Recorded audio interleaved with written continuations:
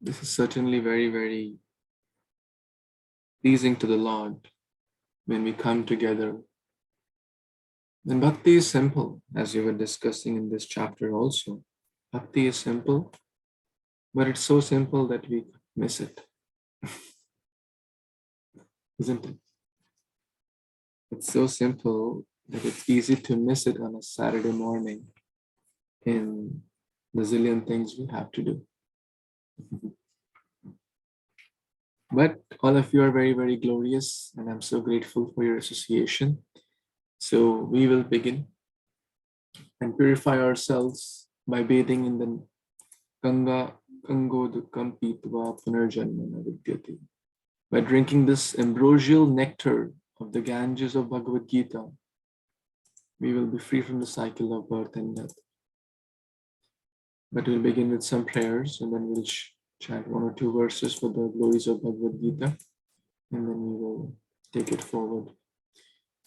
Om Agyantimirandhasya Jnananjana Shalakaya Chakshurun Militam Yena Tasmai Shri Gurave Namaha Shri Chaitanya Manobhishtam Sthapitam Yena Bhutale Swayam Rupa Kadamayam Dadati Swapadantikam Vandeham Shri Guru Shri Yuta Padakamalam Shri Gurun Vaishnavamscha Shri Rupam Sagrajatam Sahagana Raghunathanvitam Tam Sajivam Sadvaitam Savadutam Parijana Sahitam Krishna Chaitanya Devam Shri Radha Krishna Padan Sahagana Lalita Shri Vishakhanvitamscha He Krishna Karuna Sindhu Dinabandhu Jagatpati Gopesha Gopika Kanta Radha Kanta Namostute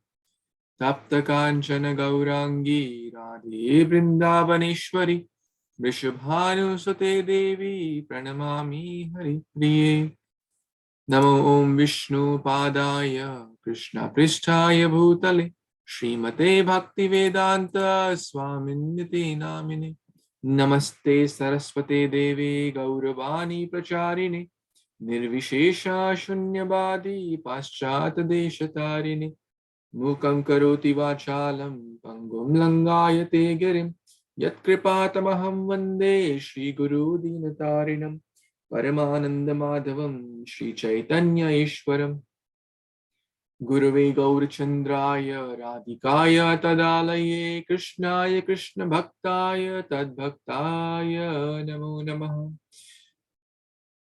Krishnaya Vasudevaya Devaki Nandanaya Cha Nandagopa Kumaraya Govindaya Namo Namaha Namaha Pankajanabhaya Namaha Pankajamalini Namaha Pankajanitra Namaste Pankajangri Krishna Varnam Tusha Krishnam Sangopangastra Parshadam Yagyai Sankirtanah Praye Jantihi Sumedasa Kali Kale Namarupe Krishna Avatar Nama Hoitahaya Sarva Jagata Nistar Nama Chintamani Krishna Chaitanyasya Rasa Vigraha Purna Shuddha Nitya Mukta Abhinnatvas Nami Namina Jai Shri Krishna Chaitanya Prabhu Nityananda Shri Advaita Gadadhar Shri Vasadi Gaura Bhakta Vrinda Hare Krishna Krishna Krishna Hare Hare Hare Ram Ram Ram Hare Hare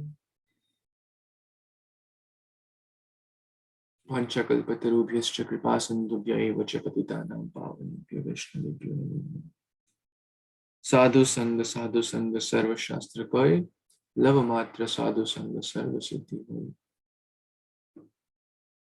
Hare Krishna. Thank you to all the wonderful sadhus and sadhvis for joining and giving your wonderful association to help me to purify myself, because as we discuss, Lava Matra Sadhu Sang Sarv Siddhi.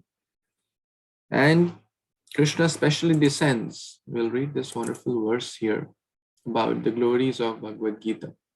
This is from Canto 1, Chapter 15, Text 27. We were discussing in our Hindi Bhagavatam class today, so I thought to kind of bring this to everyone's attention and a portion of the purport as well. So, like always, anyone wants to read, please raise your hand and we'll go in our fashion so everyone can get chance to read.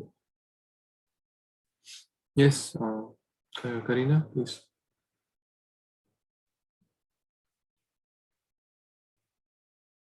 Desha kalarta yuktani hiritapopasamani cha haranti smarataschitam Govinda hitani me. Can I read the translation, Prabhuji? Yes. Now I am attracted to those instructions imparted to me by the personality of Godhead, Govinda, because they are impregnated with instructions for relieving the burning heart in all circumstances of time and space. Hare Krishna, Prabhuji, back to you. Isn't that amazing? Thank you. Govinda abhitani me. The words spoken by the Supreme Lord Govinda now is very important, because at this point Arjuna is overwhelmed with grief because he got to know that Krishna has left this, winded up his pastime and gone to the spiritual world. So whether we are in happiness or sorrow, the loss of a dear one, loss of some job or something, bad health or anything, in the time of distress especially, when we hear these instructions, they are like the aushadhi for relieving the burden of heart in all time and place. Desha kala, artha. Hrit tapa, our heart is burning with material desires, with its so many challenges. It extinguishes that. What extinguishes? Bhagavad-Gita.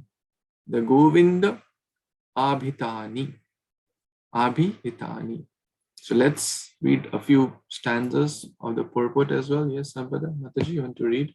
Very, very nectarian. All words, are very powerful here. So let's hear those.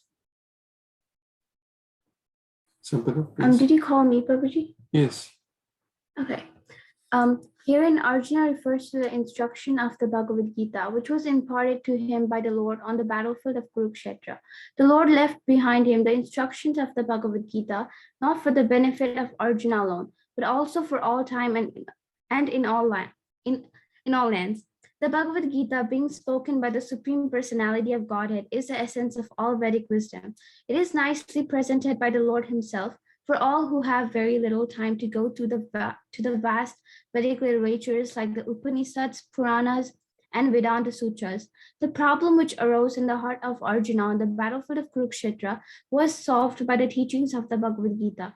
Again, after the departure of the Lord from the vision of earthly people, when Arjuna was face to face with being vanquished in his acquired power and prominence, he wanted again to remember the great teachings of the Bhagavad Gita, just to teach all concerned that the Bhagavad Gita can be consulted in all critical times, not only for solace from all kinds of mental agonies, but also for the way out of great entanglements which may embarrass one in some critical hour. Do I read the next one too? Let's see if Avani wants to read. The merciful Lord left behind him the great teachings of the Bhagavad Gita so that one can take the instructions of the Lord even when he is not visible to the material eyesight. Material senses cannot have any estimation of the Supreme Lord, but by his inconceivable power, the Lord can incarnate himself to the sense perception of the conditioned souls in a suitable manner through the agency of matter, which is also another form of the Lord's manifested energy. Thus, the Bhagavad Gita, or any authentic scriptural sound representation of the Lord, is also the incarnation of the Lord. There is no difference between the sound representation of the Lord and the Lord himself. One can derive the same benefit from the Bhagavad Gita as Arjuna did in the personal presence of the Lord. Hari Bol. Hare Krishna. Thank you, Avani and Sampada. I just feel that I don't know what to emphasize and what not to emphasize, because every word in this purport is so crucial. Especially there's a time of Gita Jayanti where we and put emphasis on Prabhupada's very dear service to Prabhupada, that is Gita distribution, inspiring more and more people to take Bhagavad Gita, open Bhagavad Gita, read Bhagavad Gita, live Bhagavad Gita, give Bhagavad Gita, because this is the very dear service. So we can pretty much, paint this verse in our hearts for our own benefit, because Bhagavad Gita was not spoken for the benefit of Arjuna alone. Arjuna was a pure devotee, but it was for all, in all lands, not just India, not just America, not just black people, white people, yellow people, brown people, males, female, all people in all lands, in all times. Very, very important. And then it can be consulted in all critical times. Mahatma Gandhi also says this: whenever doubts, what says at the back of Bhagavad Gita, all of your Bhagavad Gita, I'll just read his quote. When doubts haunt me, when disappointments stare me in my face, I see no ray of hope in the horizon. I turn to Bhagavad Gita to find a verse to comfort me. I immediately begin to smile in the midst of overwhelming sorrow. Those who meditate on the Gita will derive fresh joy and newer meanings from it every day. So we can also quickly show to, it's at the back of your Bhagavad Gita, all of you have Bhagavad Gita at home or distribution. Pretty much same thing Prabhupada is saying. In all critical times, it will derive away all the mental agonies and for the great entanglements. Arjuna was in great entanglement. It was in a great dilemma, what to do, what not. Kim kartavya vimuda. Now, right now, also Arjuna is in. Arjuna is just like a drama, doing a drama for showing us what to do in times of difficulty. Open Bhagavad Gita. There is no difference between the sound representation or Bhagavad Gita, the Lord Himself. So basically, Bhagavad Gita you should treat with a lot of respect because it is Krishna Himself. And treating with respect, some people think treating with respect, oh, put in the red cloth and put in the closet, never to open it again. Lot of respect. Oh, we don't open it. Oh, we don't. Oh, it is kept very nicely with a lot of respect in a red cloth. That's not really means to respect Gita. To really respect Gita means to open it, to read it, to understand, and to try to apply the teachings. So I thought to kind of begin with the glories of Bhagavad-Gita, and this verse really inspired me. So I thought to share. So we read last time till chapter 8, text number 19, right? We were discussing about the age of Brahma, right? Which is a little technical, right?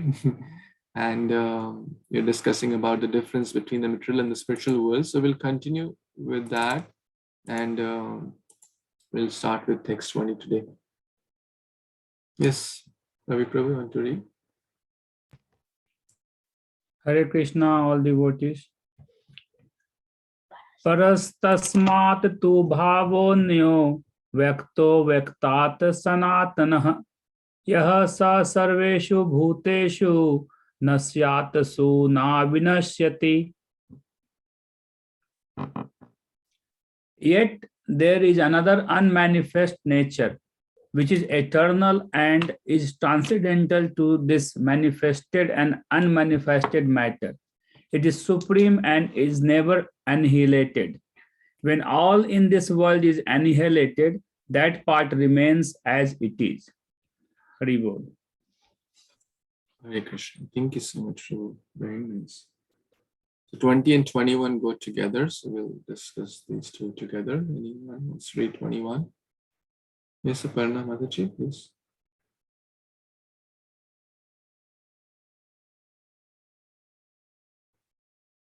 Vedi? Hare Krishna. Avyaktoksara iti yuktastam ahu paramam gatim yam prapya na nivartante tadhama paramam mama.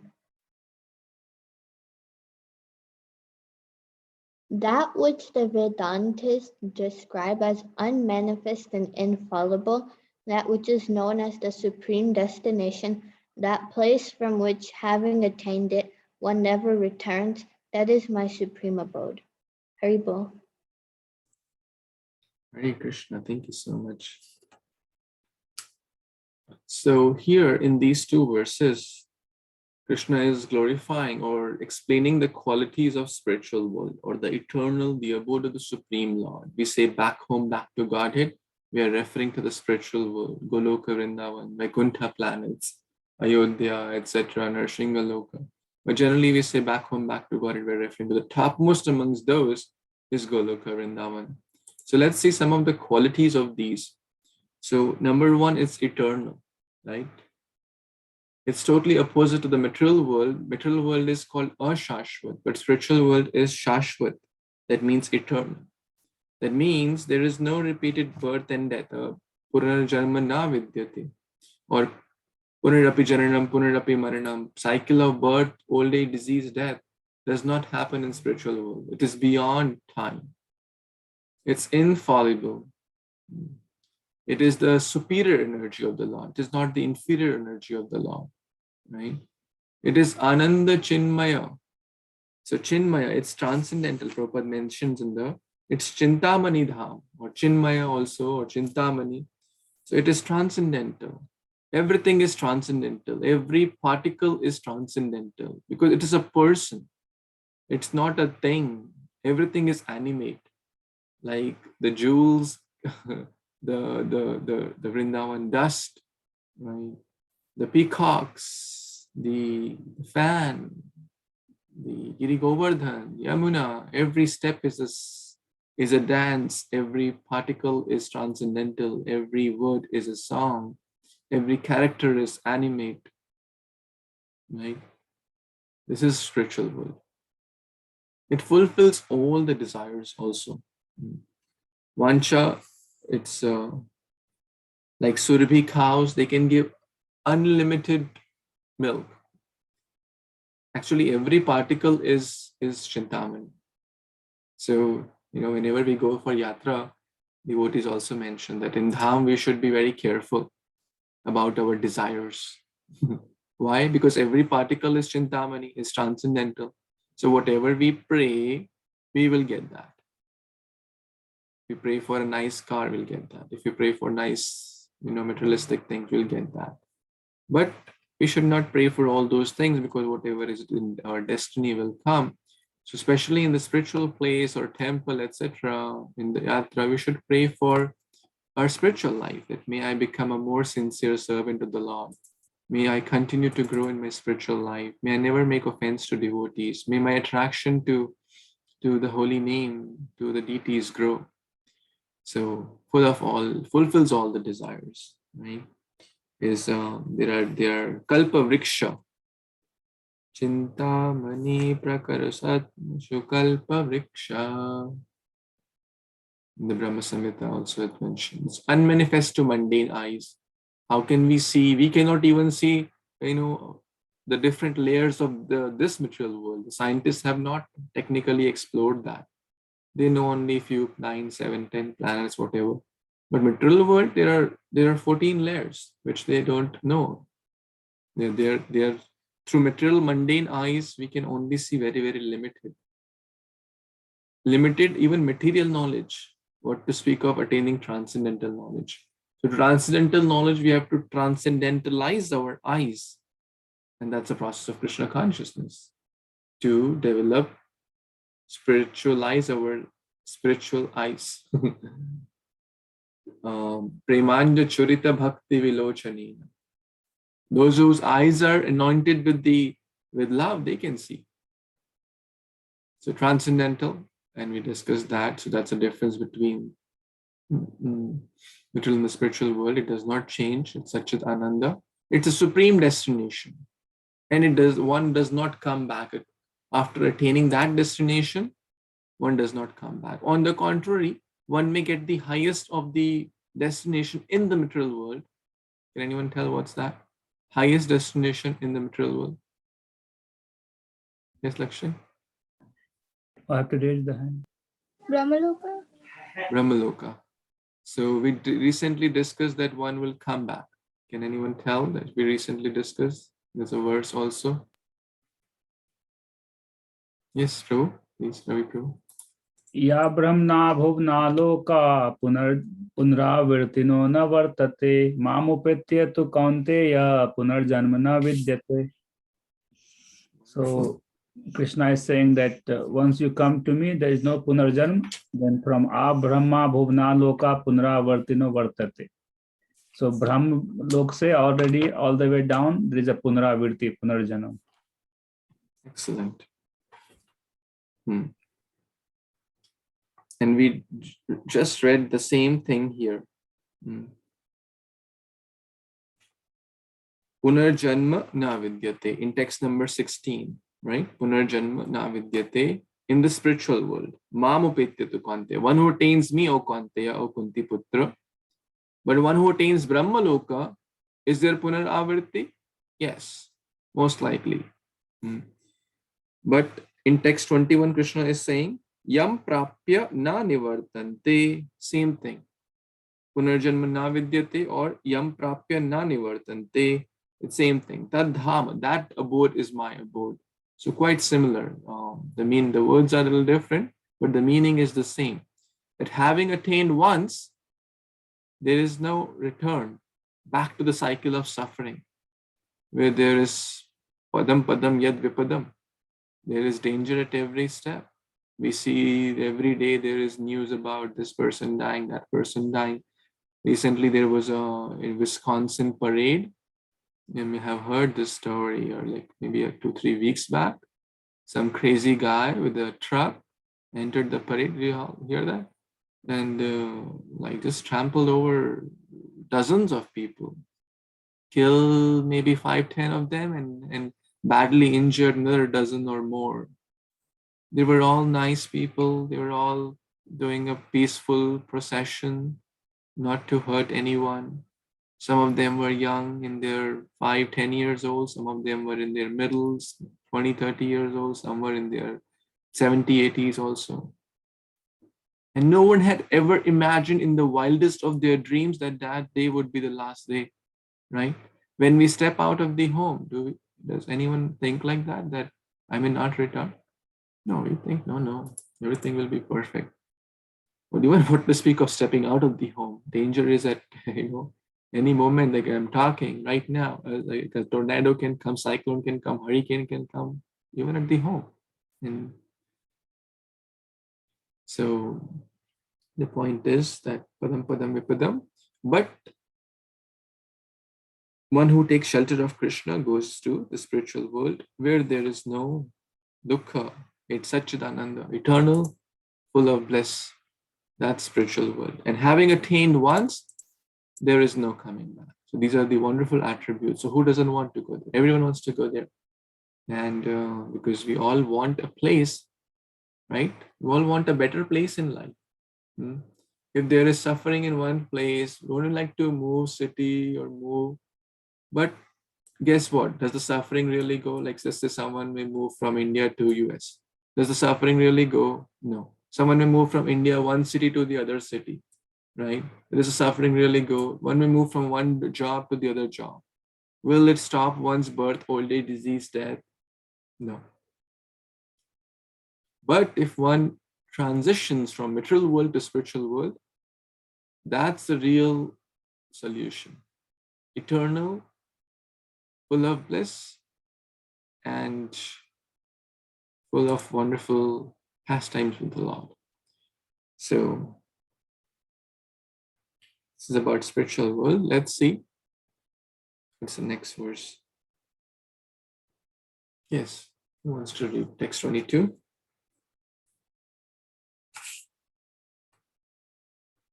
Yes, Shital Mataji, please.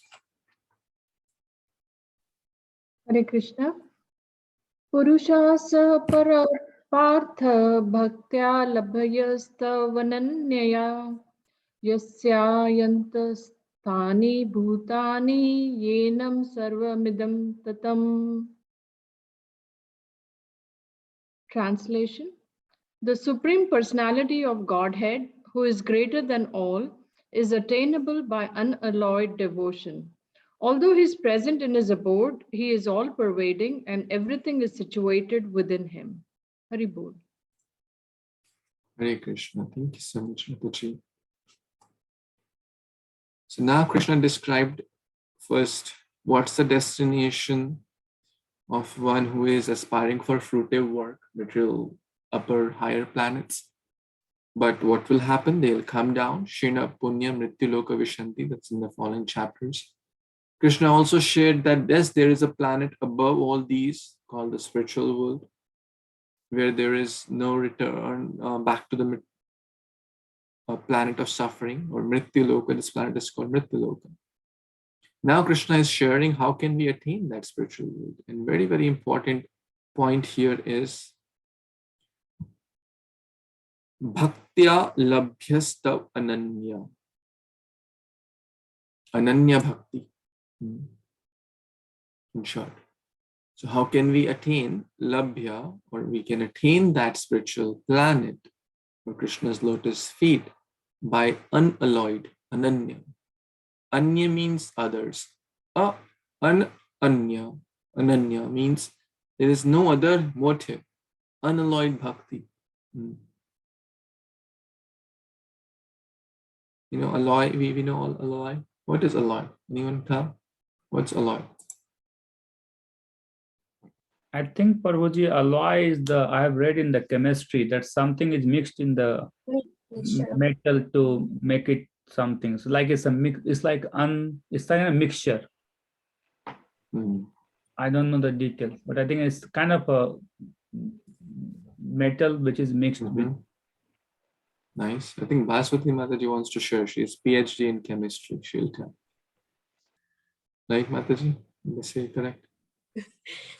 Prabhuji, alloy means, yes, Prabhuji is right. It's a mixture of two, three different alloy, and it's not pure. It's a different form of mixture of four metals. Hare Krishna, thank you. Thank you. Very nicely mentioned. It's not pure. It's in Hindi they say khara nahi. It's not like for those. A lot of Mataji's there. I'll give a Mataji example. 24 karat gold, right? And then you keep adding impurities in it, keep alloying in there, then it becomes 22, 20, 18, 14, 16. And at that point, he said to the husband, well, you take care. You just keep this with yours. Anything below that, you're not talking about. Right? So Ramchandra Mohan Prabhu is laughing because he had a gold or jewelry business, right, Prabhu? So what's your experience with that? Did I say it rightly? People want the high purity thing? Yes, Prabhuji, but in the gold business, the 24 karat is not like, how should I say it? It can't stand by itself because it's going to be too soft. So they break it down to 22, and that's the best you can do to wear the jewelry. And then it goes all the way to 10 karat, which not too many people like. Okay. Yeah, but the whole thing is that something is mixed into something that's pure. And with our devotional service, it should always be unalloyed, which means it should be pure. Excellent. We can mix a lot of things with our bhakti. We can mix sense gratification. We can mix personal agendas to get name, fame, adoration. Oh, I want to be a better devotee, so I get a lot of fame. Oh, I want people to recognize me for all the services I'm doing. Oh, I'm doing bhakti so that I can get a good husband, good wife, good car, good job, good this, good that. These are all different kinds of impurities being added. But a pure Ananya Bhakti is Anya Bilashita Shunyam Jnana Karmadi Anavritam Anukulyena Krishna Anushilanam Bhaktir Uttamam. Free from false desires, free from selfish desire. The only desire is to please Krishna. The only desire is how can I best serve the Lord and His wonderful devotees in Guru Parampara. That's unalloyed, khara, pakka. That person will make good, rapid progress.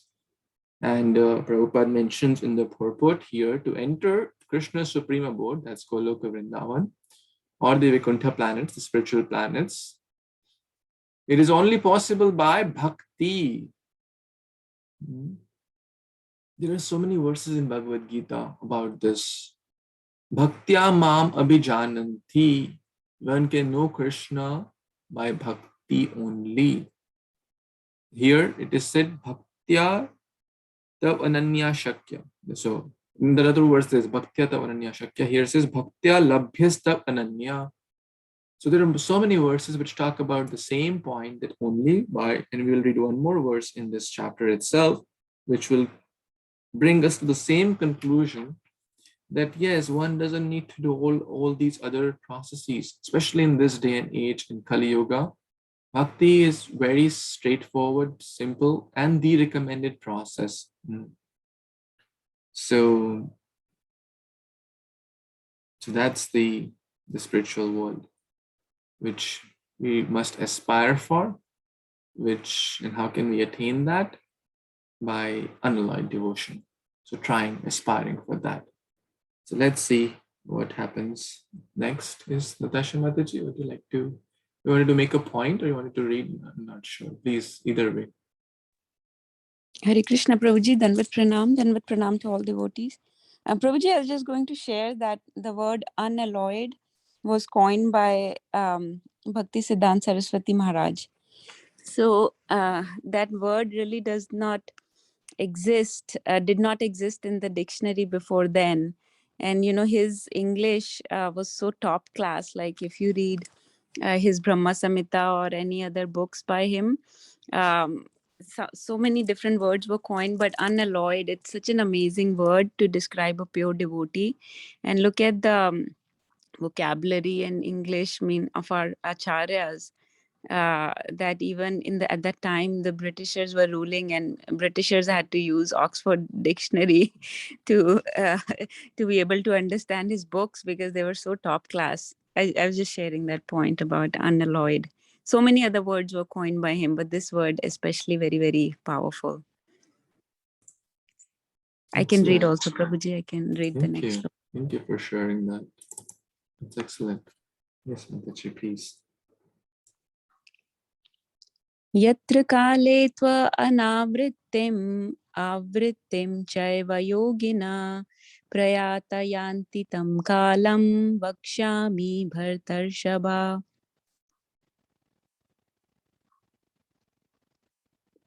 Translation by His Divine Grace, Srila A.C. Bhaktivedanta Swami Prabhupada, Srila Prabhupada Ki Jai.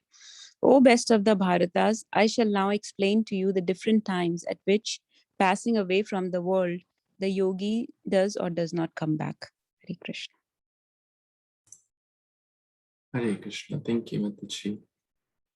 So quite straightforward. In the next two verses, Krishna is going to talk about these different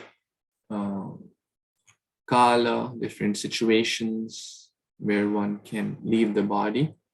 So let's read those and then we'll discuss all three together. 24. Yes, Aparna Mataji, you want to read? Hare Krishna. Agri Jyotira Aha Sukhlaye Sanmasa Uttarayanam Tatra Prayate Gachanti Brahma Vidojana. Translation.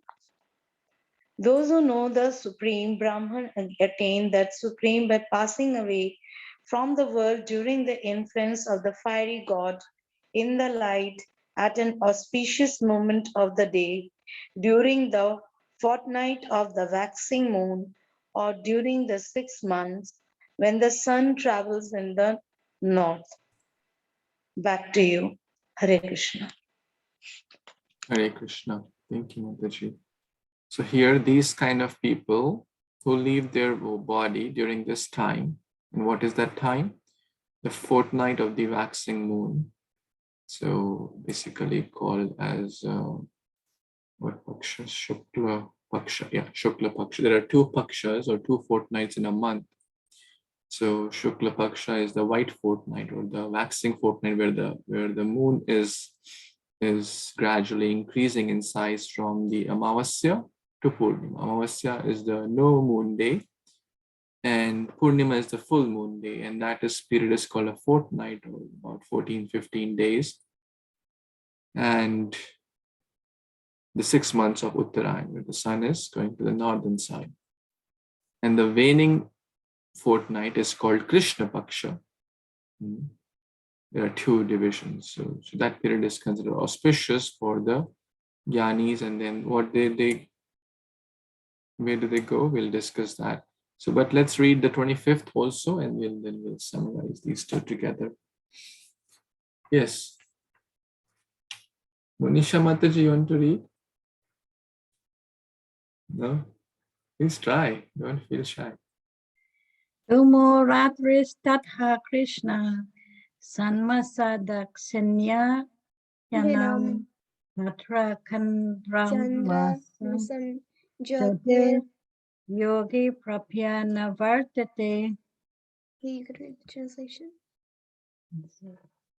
Prabhuji, she can read The mystic who passes away from this world during the smoke, the night, the fortnight of the waning moon, or the 6 months when the sun passes to the south, reaches the moon planet, but again comes back.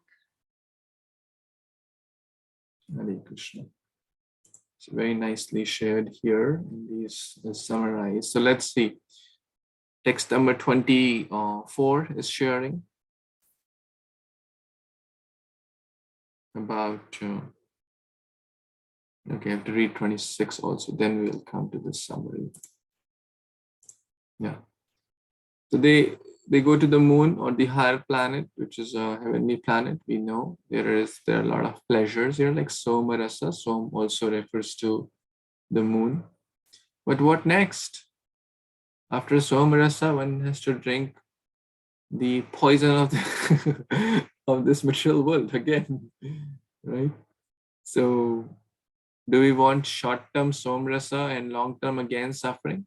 Or do we want short-term, maybe little, discomfort, so-called discomfort, getting up in the morning? No one wants, Shreyas and Prayas. We have discussed that time and again. Everyone wants what? Shreyas or prayers? Everyone wants what? Shreyas, Prabhuji. Everyone wants Shreyas. Everyone wants prayers. Everyone wants short-term benefit. In the material world, everyone is looking for short-term, except, you're talking about yourself. I know you want Shreyas, like Arjuna.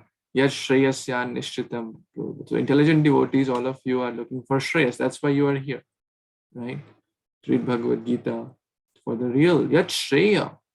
What is real Shreyas? Oh, Krishna, give me that. Don't give me prayers. Don't give me some quick fix solution which will help me now. Anyone wants quick fix solution which will help for a day and then 1 year you have to suffer?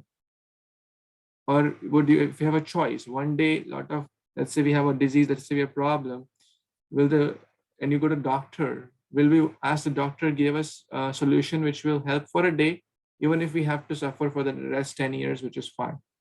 Or we'll ask for a solution, even if it is painful for 1 or 2 days, but it will help us to be good for the next 10 years. What will we want?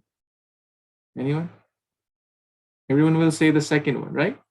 Even if it pains for the first 2-3 days, but for the rest of my life, I'll be okay, or at least hypothetically. So similarly, we don't want like short term, even if it is 10,000 years or 100,000 years in the moon planet. From the eternal journey of the soul, it is very infinitesimal, isn't it? So intelligent person is not looking for that.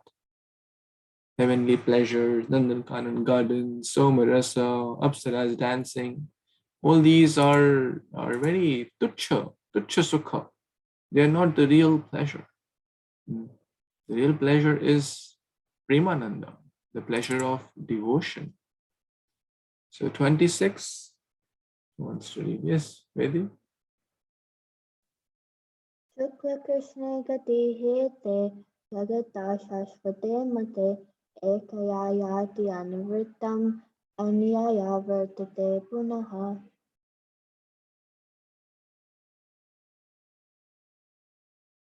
Translation. According to Vedic opinion, there are 2 ways of passing from this world, one in light and one in darkness. When one passes in light, he does not come back. When one passes in darkness, they return. Haripur. Hare Krishna. Thank you. Darkness means not having real knowledge, fruitive work, doing some yajna, doing some puja to go to Swargaloka, etc. What will happen? That is referred to as not having true knowledge. It's not that passing in the night or passing in the daytime. Oh, my dear one is passing. Let's turn on a lot of lights. Let him pass in the light. That's not the meaning. The meaning is the ignorance, right? Darkness means ignorance. Light means knowledge. Om Ajnanatimirandasya Jnananjana Shalakaya Chakshur Unmilitam Yena Tasmai Shri Guru. So darkness means not having true knowledge. Darkness means lack of Krishna consciousness. Fruitive work is also compared in that. Now, these two paths we discussed, Devayan, Pitriyayan, etc., are summarized. So those who leave their body in the influence of fiery god. So because all these, at what time one is leaving the body has the influence also, right? Like at what time one is born and what is the position of the celestial planets, right? That has an influence, and that's how therefore the date of birth is important. The time of birth is important for calculating the astrological charts and stuff, all that. So similarly, the time of leaving is also important. And Krishna is mentioning here what's the path for whom, for this is basically text number 24, the yogis and the jnanis, they go to Brahma Jyoti. And they also come back from there. Can anyone tell why they fall down back from Brahma Jyoti?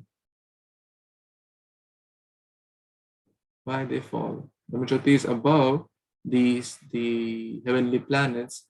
Why they fall back? Yes, who will tell? Unmute and speak, please. Yes, Lakshmi. It might be because it's still not at Vaikuntha, like it's still not at Golika Vrindavan. That's correct, but then what? Yeah, I mean that's correct, but it's still looking for some keywords there.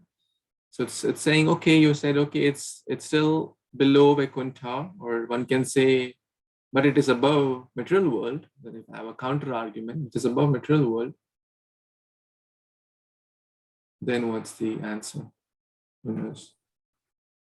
Hare Krishna Prabhuji, the soul by its nature seeks association. Yeah.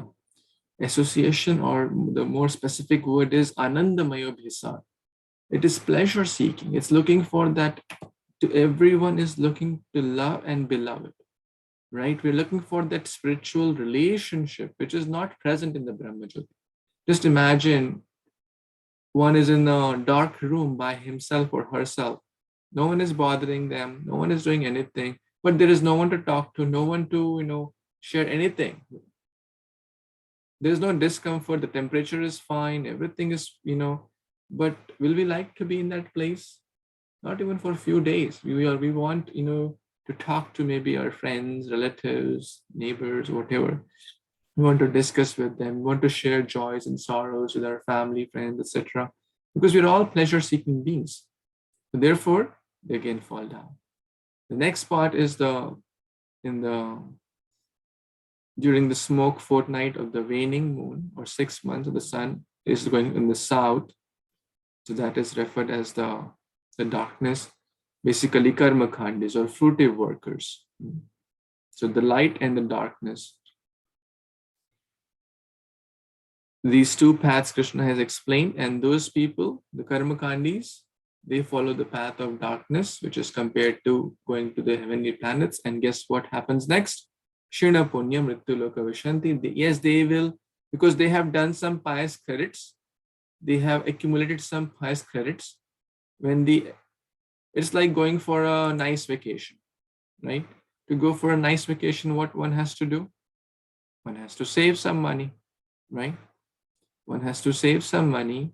And let's say one goes to a vacation to Switzerland. One has saved, let's say, $5,000 or whatever. One spends nice time, nice flights, nice hotel, nice Alps and whatnot. But guess what? Now the savings are going down, right? And once it's over, back to grind. Right? So similarly, when the punya, when the quota of pious credits is over, one has to come back.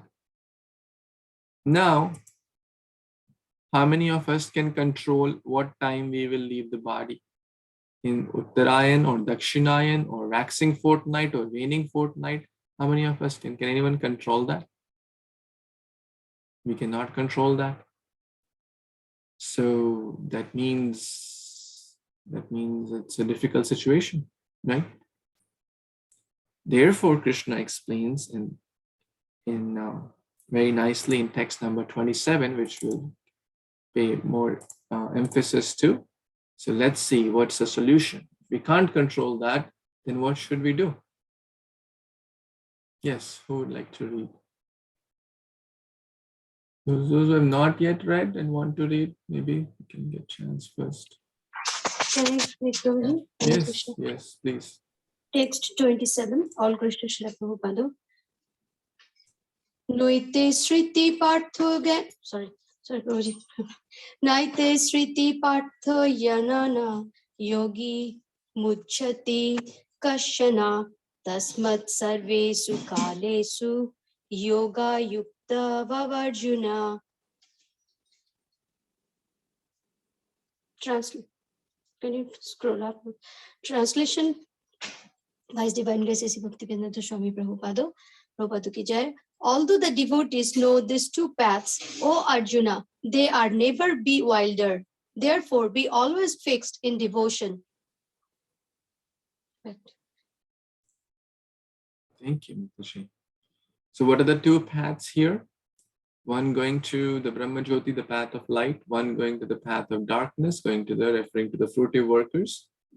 And based on when they're leaving the body, they are getting particular destinations. Now, it is very bewildering because both of them are actually not the best. Therefore, Krishna is saying here that a devotee of the Supreme Lord should not worry whether he will depart by the arrangement or by accident. Right? Now, some people may depart by arrangement, for example, like end of life care is there in Bhaktivedanta hospital. They know that they're already 85 years old and they have certain disease, and maybe they know that it's going to be their last few days or weeks. But rarely that's, can be predicted. Rarely, maybe for some people. Most people, we don't know. They may, or even devotees also, they also sometimes die in accident, and sometimes unpredictable circumstances happen. We saw a lot of people, a lot of wonderful devotees left their bodies in the COVID time also. But devotees should not be bewildered, should not worry, Prabhupada is saying. Why? What should we worry about? He should know that the concern over either of these two paths is troublesome. The best way is to be absorbed in Krishna consciousness, is to be always dovetailed in his service. This will make one's path spiritual. This will make one's path to the spiritual kingdom safe, certain, and direct. That's wonderful. Let's focus on these words: safe, certain, and direct. In management or in habits of good people, they always say, focus on the circle of control. Influence. No, focus on the circle of control. Influence, yeah. Concern or concern is the outer one, or the influence is the inner one. Yes, thank you. What you can influence or what is in our control. Yeah.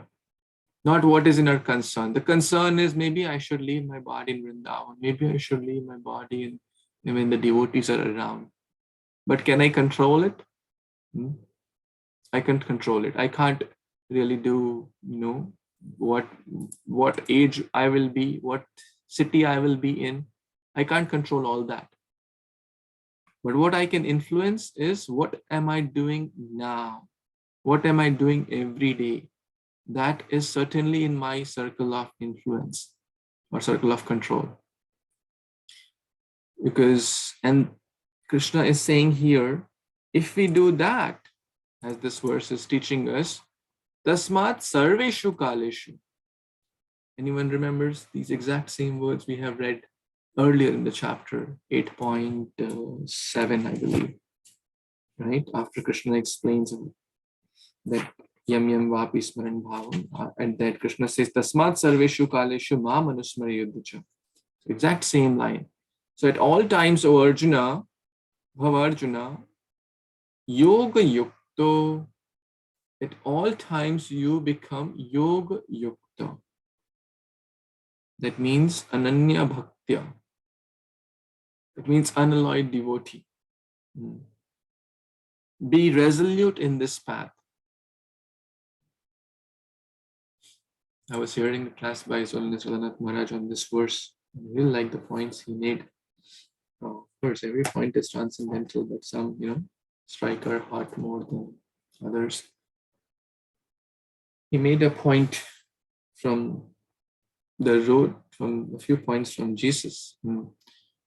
He said in the Bible, Jesus says the road to kingdom of God is very narrow and the road to illusion is very broad, right? That means 99.9% of the population are on the road to illusion, isn't it? Road to darkness. Why? Because the priority is not to be yoga yukta. The priority is not unalloyed devotion. Even in the practicing devotees, there are a lot of factors and diversities and priorities, and even though someone may start practicing Krishna consciousness, but the Maya influence is so strong that it may still not be a priority for him or her. If Krishna consciousness is not a priority for us, then as per the definition of Chaitanya Charitamrita of love and lust, Atmendra Priti Vancha Tare Bole Kam, Krishna Priti Ichhadhare Premana. Love means that thing is priority for us. If a mother says, I love my child, the child is a priority for the mother, isn't it? Everything the mother does is to see how it will impact the child. She will mold her schedule, her food, her eating, her sleeping, her everything for the child, for all the mothers, at least when the child is young, right? Do you agree with that? Do you agree with that? Even the father also. The mother has to adjust a little more because the mother is taking care of the child more. So why? Because she loves the child. And Prabhupada said that the mother's love is compared a little bit, not exactly to God's love for us or a pure devotee's love towards God, but a tiny fraction we can link it to true love. Because the whole focus is Krishna consciousness, the whole focus is the child. Similarly, in the devotee's life, if the whole focus is centered around Krishna, then yes, we can say there is some love there. But the focus, if Krishna consciousness is the last thing in our day and the last priority of our life, then it is not a priority. Then whatever we are doing in the core is priority for us. His Grace Gauranga Prabhu says a lot of people put the dhaniya of spiritual life on their meal of sense gratification. I like his example. Dhaniya or coriander, right? The main course is not the coriander. We don't make coriander. We don't say like the coriander is on top of the meal. Maybe like whatever sabji dal you make, you put a little coriander on top just to give a little flavor of coriander, right? All the devotees who cook. But coriander is not the main course, or it's not the main sabji. You tell your guests, I have made dal for you. You don't say I have made coriander for you, but there is coriander in there, isn't it? So especially in India, a lot of people are pious, so they put the piety or a little bit spiritual dhaniya of spiritual life on the main course of sense gratification. That means the bulk of the life is sense gratification.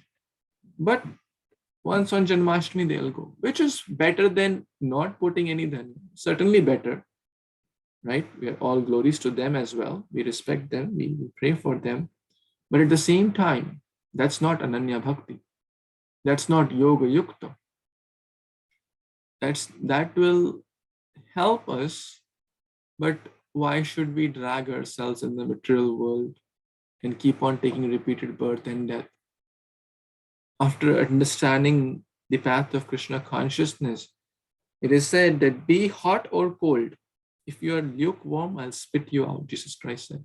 Maharaj was quoting this. So don't be hot. Don't be lukewarm. Be hot or cold. Lukewarm means take a chill pill. Don't be so serious in bhakti. Itni bhi jaldi kya hai, abhi pare hain barso. But for sense gratification, no. I have to do now, right? Can't wait for future. So the story of the Pandavas and the Guru Dronacharya, the eye of the bird. Yeah, you all have heard that story, the eye of the parrot. The other Pandavas, except for Arjuna and Drona, Duryodhana, and all his party, Dushasana, what they were seeing. Instead of Dronacharya asked, "Hey, what do you see?" I see the bird. Okay, do you see the eye of the bird? Yeah, I see the eye of the bird. And then what else you see? I see the tree. I see the green leaves. I see the other birds. I see some mangoes also there. Maybe Bhima said that because everyone, we see the world in our own consciousness, right? So if someone likes food, they'll see the mangoes, right? So, but the point is, it is not vyavasayatmika buddhi. A businessman, a sharp businessman, is seeing just the profit. Wherever he'll go in a flight, he'll develop contacts to get more profit. He's going to a business meeting, all his goal is profit. He will do all the other things, but the goal is how to make more money. That's what Bhagavad-Gita is saying. We can learn from that. Vyavasayatmika buddhir ekeha karunandana bhavushakayanantascha buddhayo avyavasayinam. Those whose intelligence is multi-branch, referring to lukewarm here, they'll not be able to focus on the eye of the bird. They will not become the like Shrestha, Sarva Shrestha, Dhanudhar, like Arjuna. In their bhakti, they'll be lukewarm. So the Shastras are explaining us, and I'm all speaking this for myself because all of you are very, very exalted souls. I have no right to say anything to any one of you because all of you are worshipable. But I'm just, I was inspired by this class. I'm just repeating like a parrot so that I can take that more sincerely and not become lukewarm, not gamble my human life for it. Gambling is against the principles of bhakti. But what is gambling? Gambling is taking chances. Gambling is basically taking chances. So taking chance that, yeah, let me not prioritize bhakti. When I'm 50 years old, I'll prioritize bhakti. Or when I'm 75 years old, I'll prioritize bhakti. Basically, Maya trying to trick us. Maya tries to trick devotees in a different way. Okay, you're falling for regulative principles, you're chanting 2, 4, 6 rounds, whatever, or you're even chanting 16 rounds. See, you're such a Paramahamsa devotee. There is no one better than you in the world. You can take it easy, don't. No, in bhakti, you have to be utsaha, nishcha, dharya. There have to be a nice balance of things, of determination, enthusiasm, of vyavasayatmika buddhi. We should be hot. We should be hot, always. Hot in the sense, be fixed in our Krishna consciousness. Be yoga yukta, like how Arjuna was only seeing the eye of the bird. Nothing else. Then the allurements, the other alloys will not distract us. If we have the higher taste of bhakti, then the other material taste of sense gratification, Netflix, mobiles, material desires, they will not distract us. So, yoga yukta at all times, tasmat sarveshu kaleshu, at all times, O Arjuna, become yoga yukta. And if one is yoga yukta at all times, then we have worked on what is in circle of influence. Then what is in circle of concern, whether one dies in an assembly of devotees, a wonderful kirtan going on, which is great. Whether one dies in some accident where there was no devotee, whether one dies in India or US, whether one dies at 20 years, 50 years, or 100 years, all that is immaterial, because all that is not in our control. But if one has lived one's life in a yoga yukta principle throughout one's whatever tenure Krishna has decided for him or her, then that person will certainly attain tadhama paramam mama. Yad gatva na nivartante tadhama paramam mama. For this, there is no doubt. Krishna's promise. In Varapuran, there is a very nice verse on this regard. Someone say, well, whatever devotee is in coma, because at one point it is said, we discussed this point, that whatever state at the end one remembers, one will go there, 8.5, 8.6. Then what is one is in coma? Krishna says, Yadi kafavat adi doshena mad bhakta na mam smaret aham smarami mad bhakta nayami paramam gatim. If my devotee, due to any disease, kapha, vata, adi, etc., kapha, vata, pitta, all these diseases are because of a imbalance of kapha, vata, pitta, any disease. Because of any disease, coma, accident, whatnot, any situation, one may not be able to remember Krishna. Krishna says, I will give the remembrance. Sarvasya cha mridasannivishto matta smritir jnanam apohanam cha. I will give the remembrance. Can Krishna not give the remembrance? Krishna can certainly give the remembrance to his devotee, because he or she has lived by the principle of yoga yukta. Tasmat sarveshu kaleshu. Throughout one's life, if one has lived the principles of yoga yukta, he will certainly nayami paramam gatim, topmost destination, Krishna is assuring to that person. There is no doubt in there. So we should focus not on what date, what time, what year we will pass away, because that will come for sure. Everything is very certain. The death is very certain. When, how, where, what age, that is not in our control. Of course, we don't meditate to die. We meditate to be Krishna conscious. We should keep our body healthy, not meditating on when I'll die, but meditating on what's in my control, and that is to be a pure servant of the Supreme Lord, and using and always prioritizing Krishna in our lives. So the word therefore, the devotee is not disturbed by these descriptions, these referring to what time one will pass away, what time, where will go. No, because he knows that his passage to the Supreme Abode is guaranteed. Wow, isn't that wonderful assurance Prabhupada is giving? Is guaranteed. How? By yoga yukta, by bhaktya ananya labhya, through devotion, through bhakti, through devotional service. And the last verse of this chapter, which we'll conclude today, and this is a memory verse also. Yes, who would like to read this? Lakshay?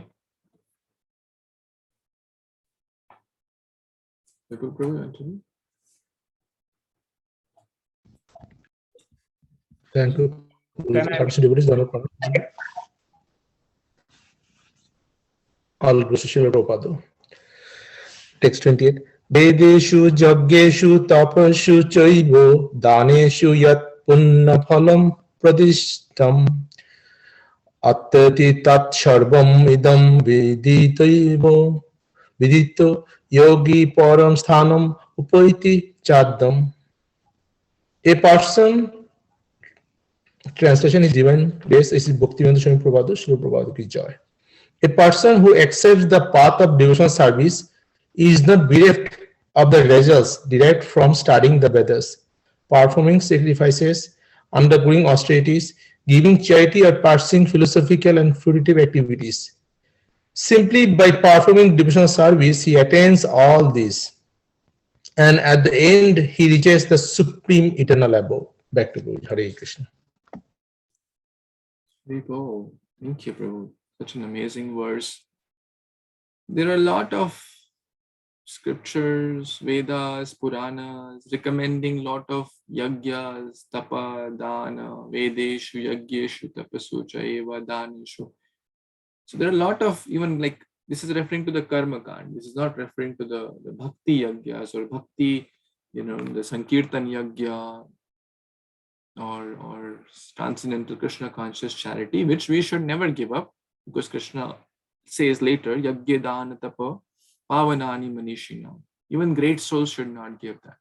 But here is referring to the path of light, path of darkness, all that stuff.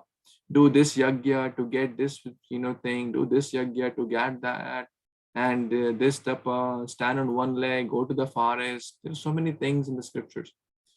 But Krishna consciousness encompasses everything. We may have learned of like sets, right? So these are all very small sets, and Krishna's consciousness is the union of all the sets. It includes everything. For example, the other example is given, if one has $1 million, then one can buy a $20 pen, a $50 book, a $100 this, hundreds of those he can or she can buy easily, right? So all the lower things can be easily encompassed with the higher thing. Only if one knows what is the topmost, that is Krishna consciousness. So Prabhupada is emphasizing in this verse, and this basically is the process to go back home, back to Godhead. What? Simply by performing devotional service, bhaktya, yoga yukta, all these principles. Tasmat sarveshu kaleshu, ma manusmare yuddhacha, remember me and find. The Shravanam, Kirtanam, Vishnu Smaranam, Padasevanam, Archanam, Vandanam, Dasyam, Sakhyam, Atmanivedanam, the 9 principles, the 9 main limbs of bhakti. If one is doing that, then for sure one will reach the eternal supreme abode. Having attained that, there is no coming back. So in the later, Prabhupada is emphasizing about reading of Bhagavad-Gita, association of devotees, which are the core principles. Sadhu Sangha Nama Kirtan Bhagavata Shravana Mathuravasa Sri Murti Rasadhaya Sevana. The A, B, C, D, E of Bhakti. Very, very simple, because Bhakti is simple. It doesn't go beyond E. If one just does these 5 main things, that's the essence. What Prabhupada is actually mentioning in this one. By the advancement in the association of devotee, one is placed in devotional service. How does Bhakti start? Adho Shraddha, Sadhu Sangha. Sadhu Sangha, by little faith, one does association of devotees. The A for association. Sadhu Sangha, very, very important. And then what happens? We read Bhagavad Gita. We're not talking about Harry Potter or the new movie in the town or the new disco. We're talking about Bhagavad Gita. So we read Bhagavad Gita in the association of devotees, the pure devotee Srila Prabhupada, understanding his purports, understanding the meaning. And then Prabhupada is mentioning, then one will relish. One relishes the study of Bhagavad Gita. Will start to develop some attraction, some nishtha, some ruchi. And the impurities, anartha nivritti, will also happen. And in the advanced stages, one falls in love, prema, the 9 stages of bhakti. This is the highest stage. So we are at, sadhu sangha, bhajan kriya, taking those, doing bhajan regularly, reading books, B for books, Bhagavad Gita, Bhagavatam. Then C is for chanting, the holy names, individually done as japa, collectively done as kirtan. Both are important. Both must be done in a regulated way, in a quantifiable way. And then D is for 2 things, deity worship and the diet. And then E is for basically attaining the supreme. At that point, one is transferred to Krishna's abode, entering Vrindavan. One who does the process of bhakti yoga will certainly enter the dham of Vrindavan. And that's the whole title of the chapter is Attaining the Supreme. So in short, bhakti yoga is the topmost. Bhakti yoga encompasses everything. So I'll take a quick summary of this chapter since I promised. Yeah, but we will do that. Chapter 8 is entitled The Devotional Service. Sorry, Attaining the Supreme. And the acronym is DEAD, D-E-A-D. The first 4 verses, Krishna is questioned, a lot of doubts, the D for doubts. What is Adi Bhuta? What is Adi Deva, etc. But the main question out of the 8 questions was, how can we, at the time of death, remember the Supreme Lord? How can one, at the time of death, remember? So the 8 questions which were asked. Then, finally, Krishna tells about the end of life, the E of end of life. The 3 very important verses, number 5, 6, and 7. So for those who like to learn verses, these are 5, 6, 7 are important. Whatever state one is remembering, one will get that. If one is remembering Krishna, one will get that. If one is remembering, maybe I'll eat a lot of gulab jamun, all I want is gulab jamun. One may be born as an ant in the sweet shop. One has no bhakti, just wants gulab jamun, sense gratification. So, or any other form of, one wants a lot of time in the water, all day water. I wish I was a fish. Okay, Krishna is very merciful. We discuss the story of Ajamil, the Nigari, Kailash story we discussed, Bharat Maharaj story we discussed, born as a deer, and Kailash born in his property. A lot of examples we discussed. And then finally, it talks about how to attain the Supreme. Krishna mentions about the 2 worlds, material and the spiritual, the differences, and what are the differences, who will get where, what the Jnana Yogis will get, the Brahma Jyoti, the different ways one can leave one's body, the different, the Chakra Yoga also, the Shat Chakra Yoga also we discussed. But ultimately, Krishna gave the importance to Bhakti or Yoga Yukta. Bhaktya tavananya shakya, bhaktya tavananya labhya. After attaining bhakti, all these are secondary. And the A is for attaining the Supreme. And very, very important, that whatever we practice throughout our life, we will attain that. Very simple. So the practice. And then the last, the last is the D of devotion or bhakti. So throughout one's life, one is practicing if Krishna consciousness, then it does not matter what, when, where that person will die, leave the body. What is more important, Krishna will see this child of mine, the servant of mine has practiced bhakti throughout. Yoga Yukta, not just lukewarm. He was very hot in his Krishna consciousness. That means very, very enthusiastic, sincere, serious in one's bhakti. Then one will certainly attain the Supreme, enter Vrindavan. The ABCD association, Bhagavad-Gita, chanting the holy names, taking Krishna Prasad, serving Vaishnavas in the mood of humble servant. That's it. No more complication, not offending devotees. That's it. So that's basically chapter 8 through this acronym. So maybe I'll pause here, and been speaking for a long time. But if all of you have, I hope you all relish chapter 8. And if you have any thoughts, comments, additions, questions, any reflections, please feel free to share. It's the time we can share those things. Yes, Ravi Prabhu, please. Prabhuji, I just came to this mind after reading this 27 and 28. Krishna has instructed to the devotee that don't get bewildered about this all timing, and just follow, be bhakta and be yogi yukta. So the question in my mind, Bhishma Pitama Maharaj, very high devotee, Krishna was standing in front of him just to give him the last darshan. Why did he wait for the Uttarayan to begin to leave his body? Hare Krishna. Thank you for your intelligent question.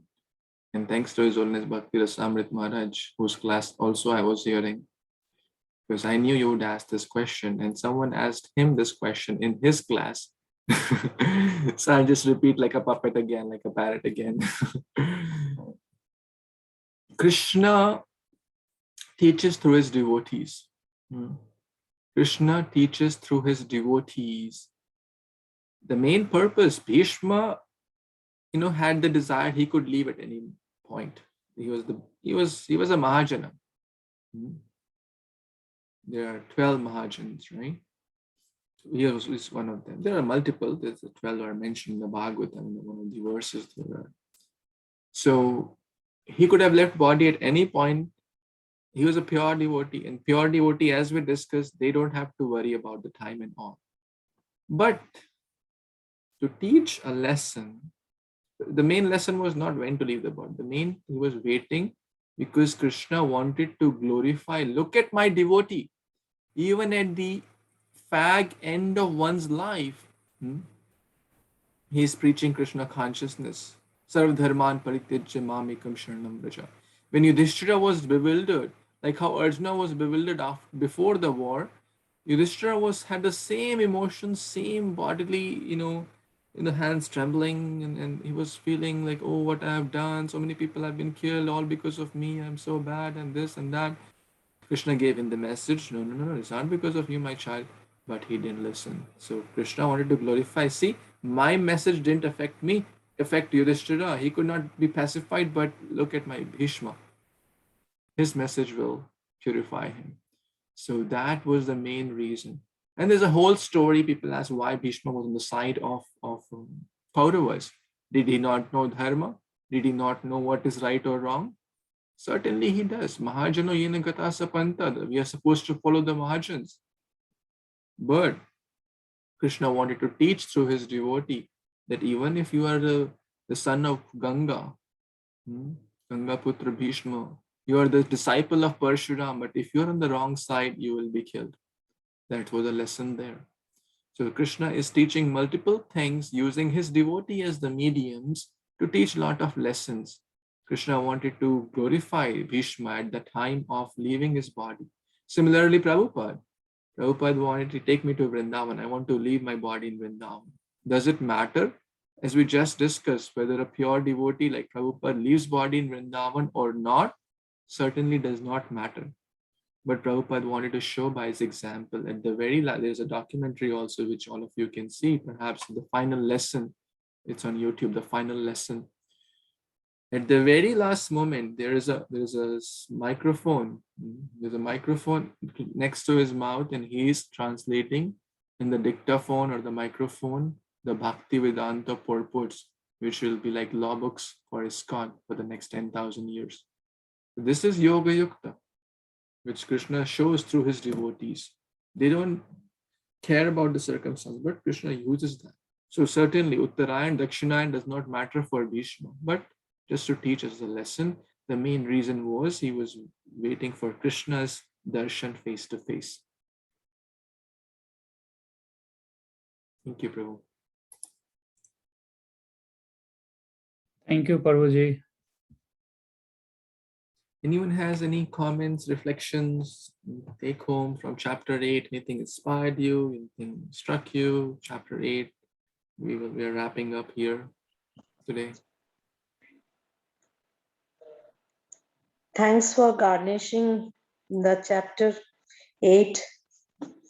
And I would like you to reflect on the lines of 25th verse. That is, fruitative activities and sacrificial methods on earth attain to the moon on death, if you could do so. Sure. Thank you. Thank you for your nice question. I hope I didn't garnish with the dhania of with the coriander. I hope I could just repeat the message of your devotees, which is like core Krishna consciousness. So thank you. But just a joke. So yeah, the line here is that those who are expert in fruitive activities and sacrificial methods on earth attain to the moon at death. So basically, karma kanda, yagyas.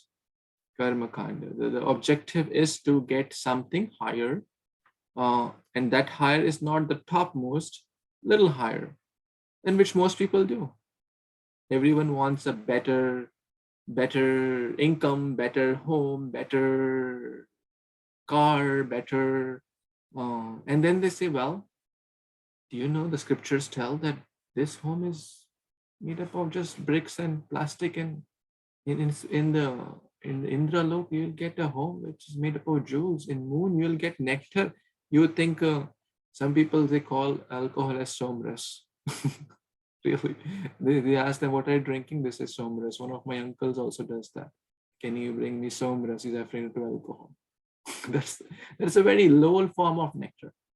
They think it is nectar, but it is actually poison. It causes so much harm. The point here is that fruitive activities to get higher destination, not the highest destination, to get some pleasures in the heavenly planets, right? But we all know that they are also positioned. Yesterday we were talking about a story. Agni Dev got indigestion by eating a lot of ghee. For those who missed, Agni Dev got in, and then he had to eat the Khandav Pras, the forest. He had to burn the Khandav Pras, so because the Agni, the fire in the belly has to increase to cure the indigestion. So they also get indigestion. Then they have to seek help of Krishna and Arjuna. So Krishna and his pure devotee. So the point here is that yes, we should not aspire for all these yagyas and karma kandis things. We should aspire for pure bhakti. That is the lesson. Those who aspire for these, yeah, they may get somarasa, but next what? They'll come back again. So again, it is not really shreyas, it is prayas as well, or short term only. We want eternal happiness. That's what we're looking for. Unalloyed, unparalleled, topmost. Having attained once, no coming back. Does that answer your question? Thank you. Hare Krishna. Thank you so much. Any other comments or anything you really liked or struck? Maybe one last comment we can take before we wrap up.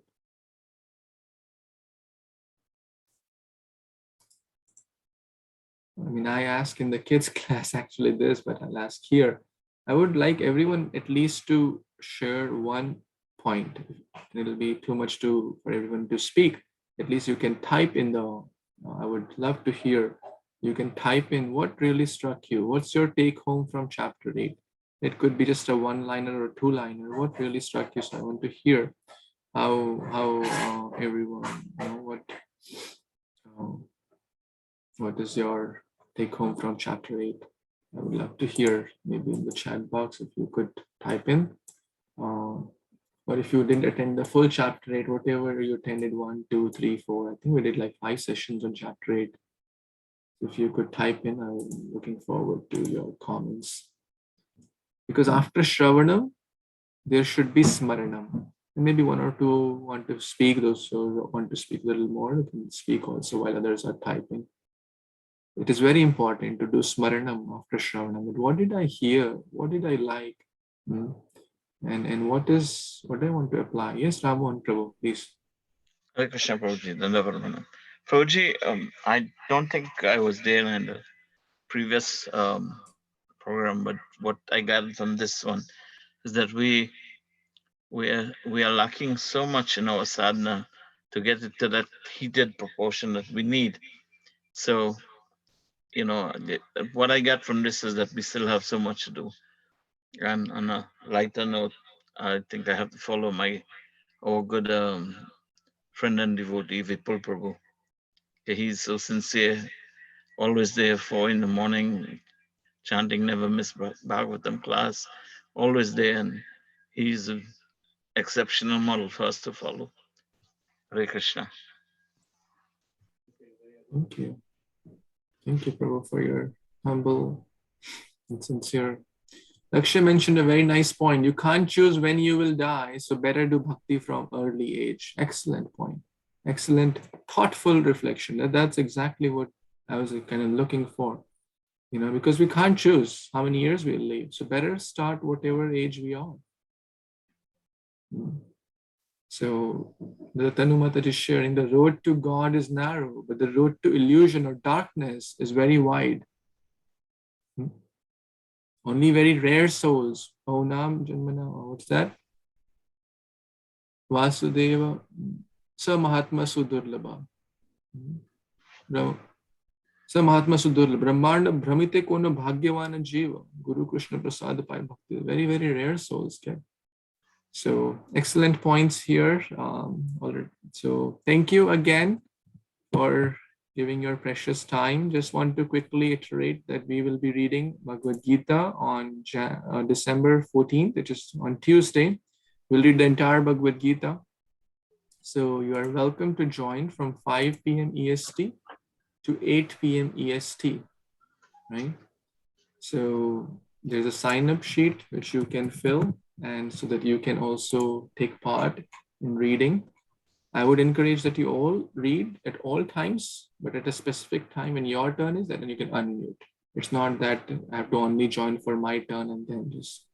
So we can read throughout, but at our turn we can unmute and then read. So the links and all are there in the groups which you are present. So we will see you on the Gita Jayanti day. Hopefully all of you can join. And again, my humble gratitude to all of you for your association. And thank you so much for giving this chance. Bhagavad Gita Upanishad ki jai, Gita Jayanti ki jai, Srila Prabhupada ki jai, Samaveta Gaura Bhaktavinda ki jai. Vanchakalpatarubhyascha kripasindubhya evacha patitanam pavanebhyo vaishnavebhyo namo namo. Thank you. Hare Krishna. Hare Krishna. Hare Krishna. Thank you. Hare Hare Krishna. Krishna, Prabhuji.